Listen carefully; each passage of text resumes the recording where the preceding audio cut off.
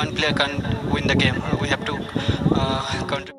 এদের কারণে ম্যাচটি হেরেছি। ম্যাচ শেষে যাদের দোষ দিয়ে একই বললেন অধিনায়ক লিটন দাস, আরও যা বললেন তিনি, বিস্তারিত জানুন পুরো ভিডিওতে। আবারও লজ্জাজনকভাবে ভরাডুবি খেলো বাংলাদেশ, যেখানে টসে হেরে প্রথমে বল পেয়ে শুরুটা রান আউট দিয়ে হলেও পাকিস্তানি ব্যাটারদের আগ্রাসনের ব্যাটিংয়ে চূর্ণ বিচূর্ণ হতে থাকে বাংলাদেশের বোলিং লাইন আপ। বাংলাদেশের ছন্নছাড়া বোলিংয়ের কারণে শেষ পর্যন্ত পাকিস্তান 201 রান সংগ্রহ করে। এই বিশাল রানের জবাবে ব্যাট করতে নেমে শুরুটা তানজিদ হাসান তামিম দারুণ করলেও 10 ওভারের মধ্যে মূল্যবান 7টা উইকেট হারিয়ে খাদের কিনারায় পড়ে যায় বাংলাদেশ। আর সেখান থেকে উঠতে না পেরে শেষ পর্যন্ত শোচনীয়ভাবে পরাজয় বরণ করতে হয় বাংলাদেশকে।